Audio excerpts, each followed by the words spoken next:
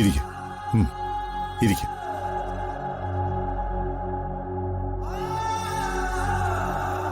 പാണ്ഡവർക്ക് 12 വർഷം വനവാസം, പിന്നൊരു വർഷം അജ്ഞാതവാസം. ശ്രീരാമന് 14 വർഷം. താനിപ്പോ 10 സംവത്സരങ്ങൾ കഴിഞ്ഞിരിക്കുന്നു. വനവാസം പോയി, ഇത് അജ്ഞാതവാസകാലമാ.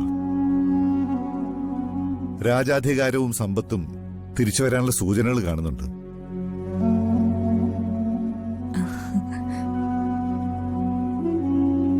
അയ്യോ, ഞാൻ സച്ചിയെ കുറിച്ചൊന്നും സ്വാമിജിയോട് പറഞ്ഞു കൊടുത്തിട്ടില്ല. വെറുതെ എന്നെ നോക്കണ്ട.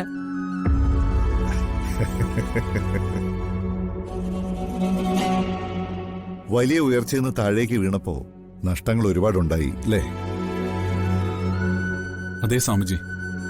മനുഷ്യനെ ഉയരങ്ങളിലേക്ക് ഉയർത്തുന്ന സമ്പത്ത് ഒരു നിമിഷം കൊണ്ട് അതേ മനുഷ്യനെ ശൂന്യതയിലേക്ക് തള്ളുകയും ചെയ്യും. അത് വിധിയുടെ ഒരു ക്രമമാണ്. നമുക്കത് തടയാനാവില്ല. എന്നാൽ കാലം തന്നെ അത് തിരിച്ചുകൊണ്ടുവരികയും ചെയ്യും. സ്വാമിജി, ഞാൻ എന്തായാലും സച്ചിയെ പരിചയപ്പെടാൻ കഴിഞ്ഞാൽ സന്തോഷം.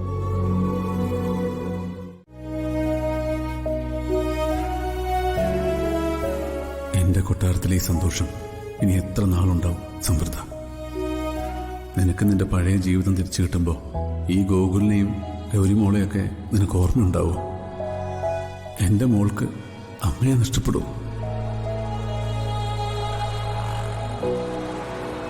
സമൃദ്ധിയോടുള്ള ചതി ഇനിയും തുടരണോ?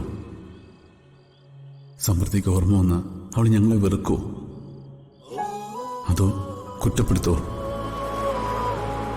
എന്തായാലും അവൾക്ക് ഞങ്ങളോട് ക്ഷമിക്കാൻ പറ്റുമെന്ന് തോന്നുന്നില്ല.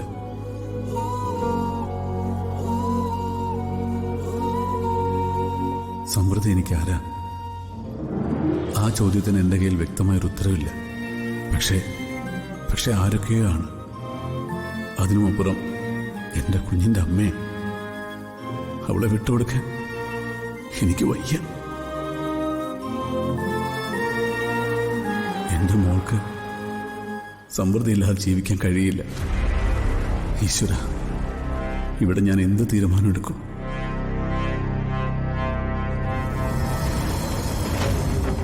നല്ലതുപോലെ ഒന്ന് ആലോചിക്കും മോനെ. ഇതൊക്കെ വേണോ? ഉള്ള സന്തോഷവും സമാധാനവും വെറുതെ തല്ലിക്കെടുത്തണോ? ഓർമ്മ കിട്ടിക്കഴിഞ്ഞാൽ അവൾ ഈ വീട്ടിൽ ഉണ്ടായില്ലെങ്കിലോ? ഗൂഗിൾ,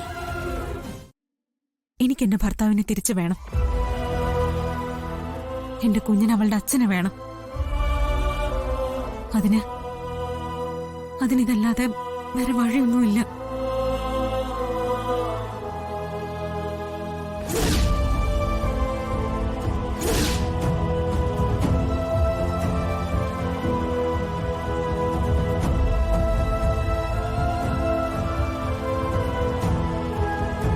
കൊള്ളാം. ഈ ഐഡിയ ആരാ പറഞ്ഞതെന്ന്? ആരും പറഞ്ഞതൊന്നുമല്ല, എന്റെ മനസ്സിൽ തോന്നിയ പോംവഴിയാ. ക്രിമിനൽ വക്കീലന്മാര് പോലും കാണിക്കാത്ത ബുദ്ധിയായി പോയി ഇത്. ഭർത്താവിന് തിരിച്ചു കിട്ടാൻ ഡിവോഴ്സ് നോട്ടീസ് അയക്കുക. അത് പിന്നെ മോളെ നഷ്ടപ്പെടുമെന്ന് വന്നാ സന്ദീപിനത് സഹിക്കില്ല. ഡിവോഴ്സ് നോട്ടീസ് കിട്ടുമ്പോ നിങ്ങൾ നഷ്ടപ്പെടുമെന്ന് ഓർത്ത് മുട്ടുവിറച്ച് അയാൾ തിരിച്ചു വന്നേക്കാം. ഇനി അഥവാ മറിച്ചാണ് സംഭവിക്കുന്നെങ്കിലോ? ഈ ഡിവോഴ്സ് നോട്ടീസ് അയാൾ ഒപ്പിട്ട് തിരിച്ചയച്ചാൽ എന്ത് ചെയ്യും?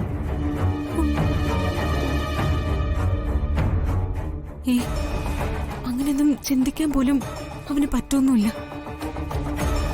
ഈ വാശിയും വൈരാഗ്യവും ഒക്കെ അവിടെ തീരും. അതുകൊണ്ട് ചേച്ചി ഇന്ന് തന്നെ ഈ ഡിവോഴ്സ് നോട്ടീസ് അയക്കണം. പ്ലീസ് ചേച്ചി. ചേച്ചി, ദയവ് ചെയ്ത് ഈ കാര്യം സച്ചേട്ടനോടും അമ്മയോടും ചേച്ചി പറയരുത്. അവരതിനെ ഞാൻ ഉദ്ദേശിക്കുന്ന അർത്ഥത്തില് ഒരിക്കലും മനസ്സിലാക്കില്ല. അവരൊരിക്കലും സമ്മതിക്കത്തുമില്ല. എന്റെ കൂടെ ഇത്രയും കാലം ജീവിച്ചവളല്ലേ അവള്. ഞാൻ പോയി അവളെയും കുഞ്ഞിനെ വിളിച്ചതല്ലേ.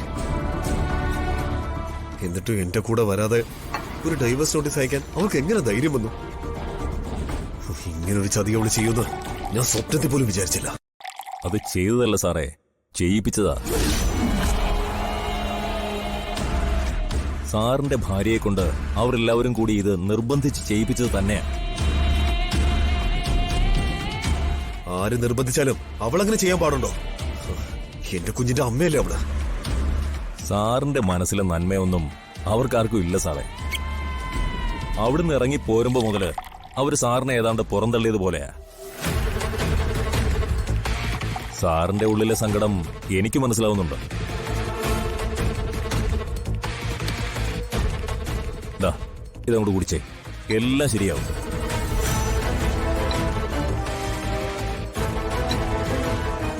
സാറിനോട് എന്തെങ്കിലും ഒരു ആത്മാർത്ഥത ഉണ്ടായിരുന്നെങ്കിൽ അവരിത് ചെയ്യുമായിരുന്നു.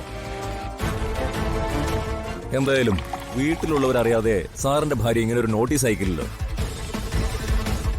വേണമെങ്കിൽ അവർക്കത് തടയായിരുന്നല്ലോ. അത് തന്നെയാണ് എന്റെ സംശയം. ഇതെല്ലാവരും കൂടി അറിഞ്ഞുകൊണ്ടുള്ള തീരുമാനം തന്നെയാ. അല്ലെങ്കിലും ഈ ഭാര്യയും മക്കളും എന്നൊക്കെ പറയുന്നത് നമ്മുടെ ജീവിതത്തിലെ വിരുന്നുകാർ മാത്രമാണ് സാറേ. അവര് വരും, അവർക്ക് വേണ്ടി നമ്മൾ നമ്മുടെ ആരോഗ്യവും പണവും സമയവും എല്ലാം ചെലവാക്കും. അവര് സന്തോഷിക്കും. ഒടുവിൽ അവരവരുടെ പാട്ടിനങ്ങ് ഇറങ്ങിപ്പോവും. നമുക്കെപ്പോഴും നഷ്ടങ്ങൾ മാത്രമേ ഉണ്ടാവുകയുള്ളൂ. പിന്നീട് അവരൊന്നും നമ്മളെ ഓർക്കൂടിയില്ല. ഇതിനെയൊക്കെ അങ്ങ് അവഗണിച്ച് കളഞ്ഞേക്കണം സാറേ.